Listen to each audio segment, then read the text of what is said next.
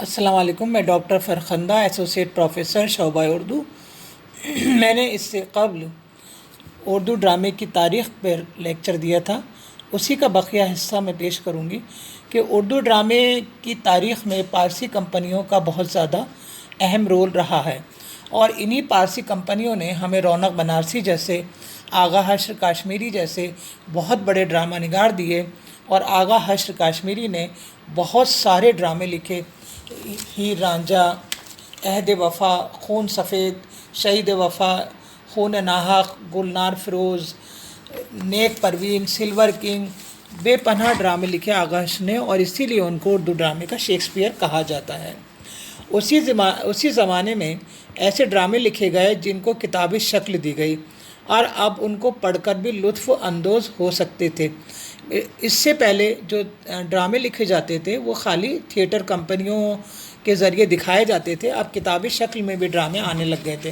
مرزا ہادی رسوا کا ڈرامہ لیلا مجنوں منظوم ڈرامہ تھا، ظفر علی کا جنگ روس اور جاپان، اور عبد المجید دریابادی کا زود پشیماں ایسے ہی قابل ذکر ڈرامے ہیں۔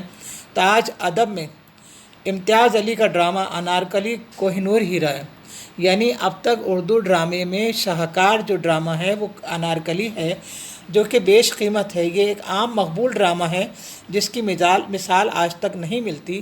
یہ مغلیہ عہد کے منظر کشی اس میں کی گئی ہے، اور سلیم یعنی جہانگیر اور انارکلی کے عشق و محبت کے قصے کو اس میں پیش کیا گیا ہے، اور شاید یہ اپنی طرز کا پہلا اور آخری ڈرامہ ہے۔ مرزا ادیب، فرحت اللہ بیگ، عصمت چغتائی، شوکت تھانوی، کلیم احمد، شجاع پطرس بخاری، سید سجاد ظہیر، عابد حسین اور پروفیسر مجیب نے بھی ڈرامہ نگاری میں نمایاں حصہ لیا۔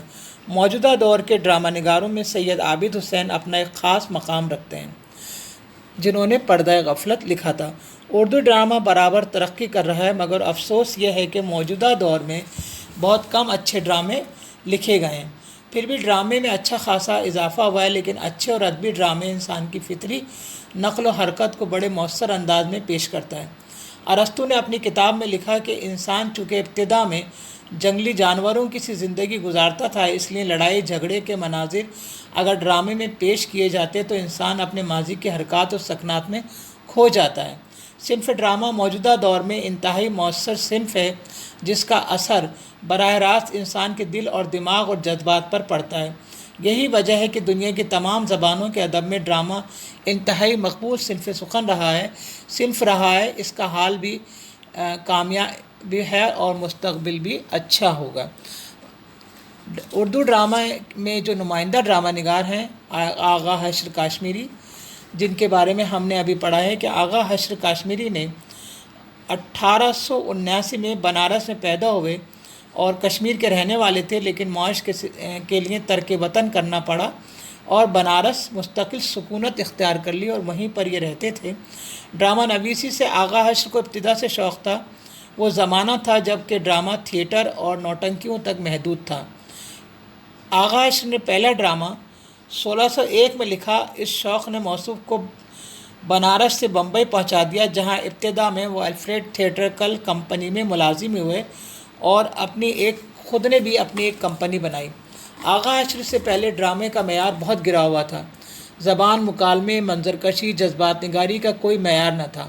انہوں نے مغربی ادب کو ڈراموں سے اردو کے قالب میں ڈھالا، اور اس کو اس طریقے سے پیش کیا کہ ہمیں ہمارے یہاں کی تہذیب اور تمدن ان میں نظر آتا ہے۔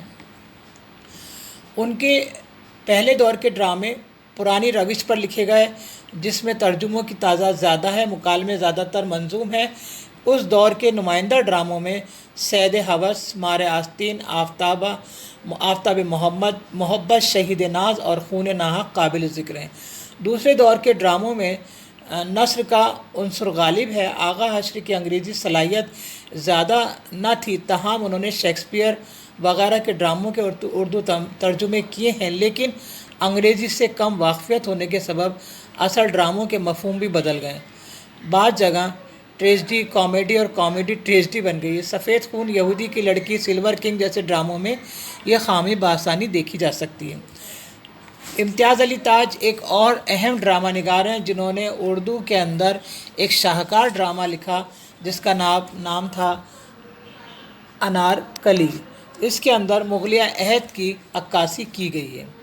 اور ہم اگلے لیکچر میں جو BA پارٹ فرسٹ ایئر کے کورس میں ہے ڈرامہ کرشن چندر کا، جس کا نام ہے دروازے کھول دو، اس پر اظہار خیال کریں گے۔ اللہ حافظ۔